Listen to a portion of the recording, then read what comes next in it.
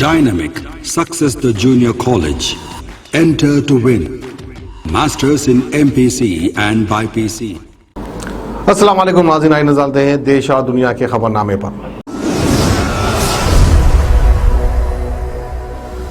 सच news के खबरनामे में आप सबका इस्तकबाल है। आज की सबसे बड़ी खबर आ रही है राहुल गांधी की तरफ से। राहुल गांधी ट्रैक्टर से विजय चौक पहुंच चुके हैं। किसान आंदोलन के सपोर्ट में वो अपनी मुहिम जारी रख रहे हैं। राहुल गांधी ने कहा है कि सरकार कह रही है कि किसान खुश हैं और धरने पर बैठे किसानों को आतंकवादी और न जाने क्या क्या कहा जा रहा है, लेकिन हकीकत है कि किसानों के अधिकारों को छीना जा रहा है। किसान आंदोलन के सपोर्ट में अपोजिशन दल कांग्रेस लगातार संसद को लेकर सड़क पर सरकार को घेरने की कोशिश कर रही है। कांग्रेस किसानों के समर्थन में हमेशा से ही खड़ी रही है। मंडे को ट्रैक्टर के जरिए विजय चौक पर राहुल गांधी किसानों के साथ पहुंचे हैं। इसके बाद कांग्रेस के मीडिया प्रभारी रणदीप सिंह सुरजेवाला और बाकी नेताओं को दिल्ली पुलिस ने हिरासत में ले लिया है। पैंट शर्ट पहने राहुल गांधी ट्रैक्टर चला रहे थे, जबकि उनके साथ कई कांग्रेस नेता तख्तियां लेकर ट्रैक्टर पर बैठे हुए थे। उनके हाथों में किसान आंदोलन के समर्थन और कृषि कानून को वापस लेने की मांग से जुड़ी तख्तियां थी। राहुल गांधी ने ये भी कहा है कि मैं किसानों का संदेश लेकर आया हूँ। वो किसान की आवाज दबाने की कोशिश कर रहे हैं और संसद में मुद्दों पर बहस नहीं होने दे रहे।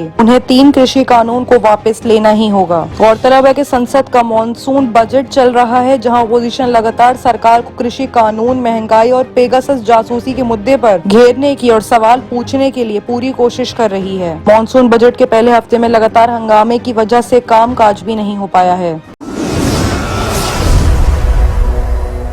वहीं अगली बड़ी खबर आ रही है कर्नाटक से, जहां पर येदियुरप्पा ने सीएम पद से इस्तीफा दे दिया है। अगले सीएम पर दिल्ली में मंथन होगा। कर्नाटक के मुख्यमंत्री बीएस येदियुरप्पा ने पद से इस्तीफा दे दिया है। पद से हटाए जाने के अटकलों के बीच आज इस्तीफा देकर कर्नाटक के मुख्यमंत्री ने इस बहसबाजी को खत्म कर दिया है। इस्तीफा देने के साथ ही येदियुरप्पा मंडे को कर्नाटक विधानसभा में रो भी पड़े। दिलचस्प है कि आज उनकी सरकार को 2 साल पूरे हो रहे हैं। ऐसे में अगले सीएम पर दिल्ली में मंथन होगा। वहीं एक और सनसनीखेज बड़ा खुलासा किसान आंदोलन की तरफ से ही हो रहा है। किसान नेता राकेश टिकैत की धमकी है कि लखनऊ को भी हम दिल्ली बना देंगे अगर रास्ते सील हो जाएंगे, अगर तीनों कृषि कानून वापस नहीं लिए गए तो। जी हाँ, उन्होंने बड़ा खुलासा करते हुए कहा है कि लखनऊ आने के सारे रास्ते सील कर दिए जाएंगे। इसके साथ ही उन्होंने 15 अगस्त को ट्रैक्टर रैली करने का भी ऐलान करा है। उन्होंने कहा है कि 14 अगस्त को किसान ट्रैक्टर से गाजीपुर बॉर्डर आएंगे और 15 अगस्त को तिरंगा फहराकर ट्रैक्टर रैली करेंगे। टिकैत ने ये भी कहा है कि ट्रैक्टर ही किसानों का टैंक है। ऐसे में 5 सितम्बर को मुजफ्फरनगर में बड़ी पंचायत होगी। उन्होंने ये भी कहा है कि हम यूपी सरकार को बता रहे हैं कि वो अपना काम ठीक से करें। वहीं एक और बड़ी खबर आ रही है पश्चिम बंगाल से, जहां पर दिल्ली दौरे से पहले ममता ने एक बड़ा दाव किया है। पेगासस जासूसी मामले पर ममता बनर्जी ने एक फैसला लिया है। उन्होंने पेगासस जासूसी मामले में जांच के लिए कमीशन का गठन कर दिया है। पश्चिम बंगाल की मुख्यमंत्री ममता बनर्जी ने दिल्ली दौरे से पहले राजनीतिक सरगर्मियां बढ़ा दी हैं। उन्होंने पेगासस जासूसी मामले में जांच के लिए कमीशन का गठन किया है। मंडे को ममता बनर्जी ने कैबिनेट मीटिंग के बाद इस बात की जानकारी दी है। ममता बनर्जी ने बताया कि सुप्रीम कोर्ट के रिटायर्ड जज एमबी लोकुर और कलकत्ता हाई कोर्ट के रिटायर्ड जज ज्योतिर्मयी भट्टाचार्य नेतृत्व में एक कमीशन का गठन किया है, जो पिछले दिनों कई इंपॉर्टेंट शख्स को फोन टैपिंग और हैकिंग के मामले में जांच करेगा। ममता बनर्जी ने कहा है कि उन्होंने पहले ही इस मामले की जांच की मांग की थी, लेकिन केंद्र सरकार इस मामले की जांच को लेकर ज्यादा सीरियस नहीं है। इसकी वजह से पश्चिम बंगाल सरकार को ये कदम उठाना पड़ रहा है और देश में इस तरह का ये पहला ऐसा जांच कमीशन होगा।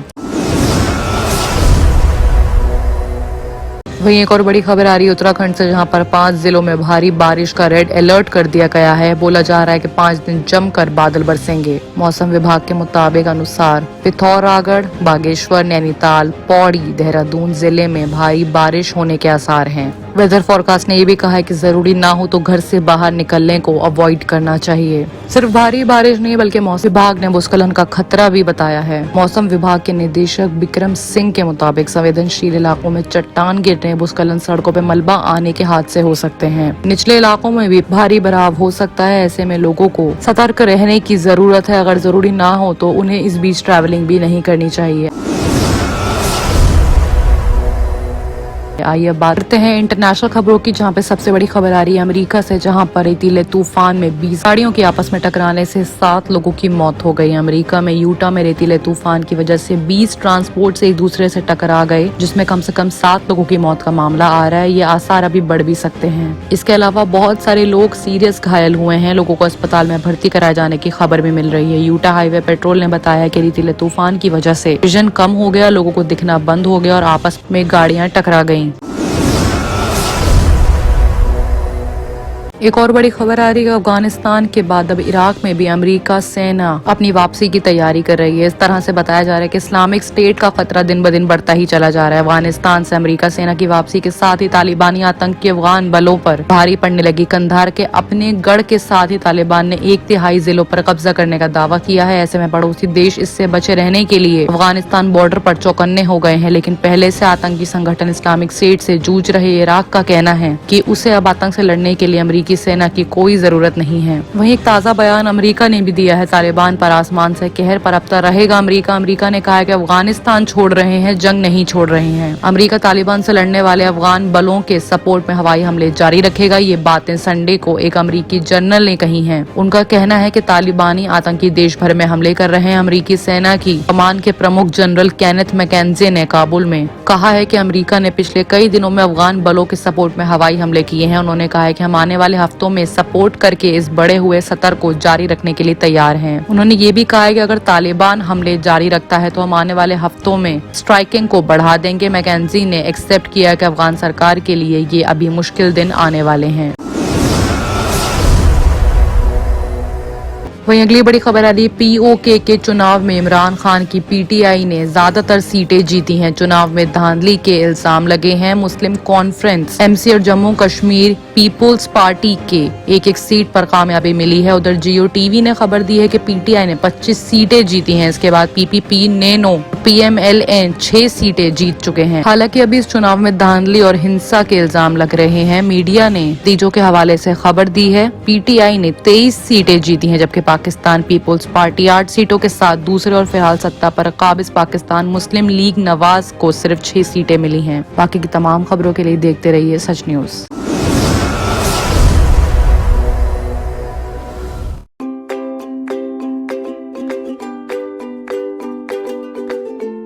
Every child's success story starts here, like a multifaceted diamond. Every student who steps into Success School shines with brilliance, sculptured by teachers polished to perfection. If opportunity does not knock, I will build a door. To us, success comes in cans, not in can'ts. Success is falling 9 times, getting up 10. Some people dream of success, others put their heart and soul into working for it.